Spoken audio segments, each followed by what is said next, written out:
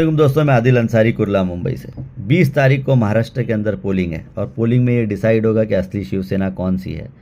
2.5 साल पहले लगभग 40 आमदार को तोड़ फोड़ के भाजपा ने यहाँ अपनी सरकार बना ली और उसके बाद से महाराष्ट्र के अंदर क्या हालात है हम सब जानते हैं।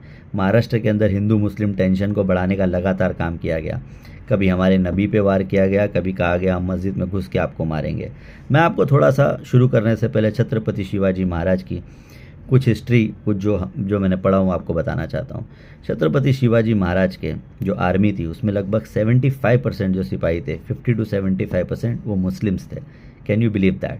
75% के आसपास जो थे वो मुस्लिम थे। शिवाजी महाराज जब औरंगज़ेब आलमगीर ने उनको अरेस्ट कर लिया था तो शिवाजी महाराज को वहाँ से निकालने वाले आदमी का नाम था मदारी महर, वो एक मुस्लिम था। शिवाजी महाराज के जो नौसेना के प्रमुख थे सिद्धि संबल, वो एक मुस्लिम थे। शिवाजी महाराज की जो खुफिया विभाग के प्रमुख थे उनका नाम था मौलाना हैदर अली। शिवाजी महाराज के जो जनरल थे, मेन जनरल, उनका नाम था इब्राहिम खान। शिवाजी महाराज के साथ कोंडवा के अंदर अटैक करके और उसके ऊपर फतेह हासिल करने के लिए उसके जो उसमें मेन जनरल थे उनका नाम था दौलत खान। तो ऐसे कर करके शिवाजी महाराज अपने सिपाहियों को कहते थे, अगर आप कहीं मुस्लिम सल्तनत से आपकी अगर लड़ाई चल रही है, मुग़ल सल्तनत से, वहाँ आपको अगर कुरान मिल जाए, कुरान शरीफ मिल जाए, तो उसकी बेहुरमती मत करो, उसको लेके आओ साथ में और उसको अपने जो मुस्लिम सिपाही हैं उनको दो। एक बार ऐसा हुआ कि शिवाजी महाराज के एक सिपाही ने लड़ाई जीतने के बाद में एक मुस्लिम औरत को, क्योंकि वो मुस्लिम किला फतेह किया था, तो मुस्लिम औरत को ले आया अपने साथ में, जो लूट का माल था उसके साथ में। तो शिवाजी महाराज ने उसको बहुत चिल्लाया और सबसे पहले वो औरत को सॉरी बोला और उनको कहा कि भाई हम औरतों और बच्चों के साथ में ऐसा नहीं करते, और उनको कहा कि भाई ये इनको जाके सेफ छोड़ के आओ इस औरत को। तो शिवाजी महाराज का जो पूरा इतिहास रहा वो ये इतिहास रहा है कि हिंदू मुस्लिम सद्भाव का इतिहास रहा है कि हिंदू मुस्लिम सिख ईसाई।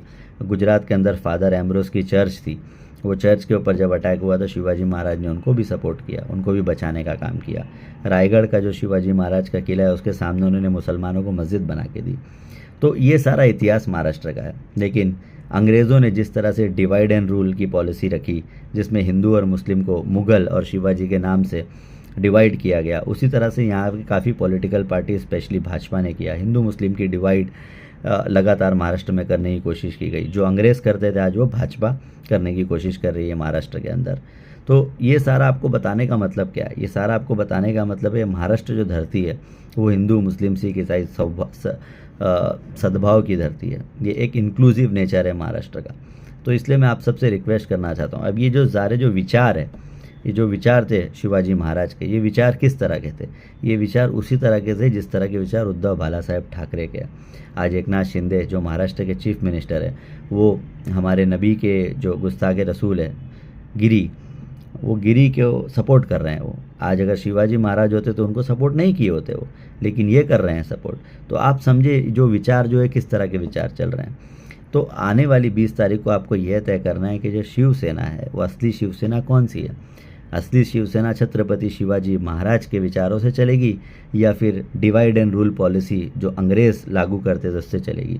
आपको ये तय करना आने वाले 20 तारीख को कि जो डर गए एमएलए ईडी सीबीआई आईटी से या फिर 50 खोखे लेकर और शिवसेना की तरफ और भाजपा की तरफ चले गए, या वो असली शिवसेना है या फिर असली शिवसेना ये है जो उद्धव बाला साहेब ठाकरे के पास है। आपको ये तय करना है कि इलेक्शन कमीशन ने जो पार्टी का सिंबल और नाम सब कुछ उठा के और इसको दे दिया, एकनाथ शिंदे को और भाजपा को दे दिया, ये सही फैसला था या गलत फैसला। आपको ये तय करना है कि महाराष्ट्र जो है वो एक मराठी मानुस चलाएगा, उद्धव बाला साहेब ठाकरे, शरद चंद्र जी पवार, ये लोग चलाएंगे, या फिर महाराष्ट्र को गुजरात और दिल्ली से चलाया जाएगा।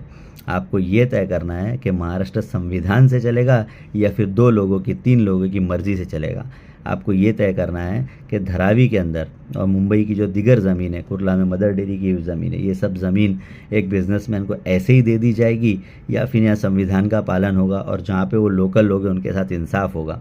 आपको ये तय करना है कि महाराष्ट्र के अंदर एक इंसाफ वाली पार्टी की सत्ता आएगी या फिर एक ऐसी पार्टी की सत्ता आएगी या एक ऐसा चीफ मिनिस्टर बैठेगा जो दिल्ली से आई हुई स्क्रिप्ट को पढ़ेगा।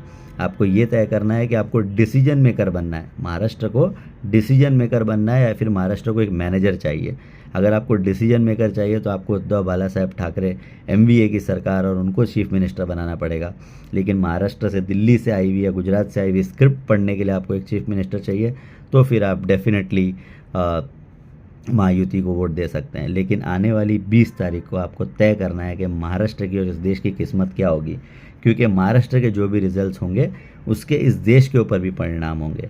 दिल्ली की सल्तनत भी हिलेगी महाराष्ट्र के इस रिज़ल्ट से। तो आप सबसे रिक्वेस्ट है कि अपना वोट ज़रूर दीजिए 20 तारीख को, और मशाल को दीजिए, जहाँ पर भी मशाल लड़ रही है, हाथ के पंजे को दीजिए, तुतारी को दीजिए, और इंश्योर कीजिए कि महाराष्ट्र को एक मराठी मानुस चलाए, ना कि दिल्ली की सल्तनत से महाराष्ट्र चले। जय हिंद, जय महाराष्ट्र।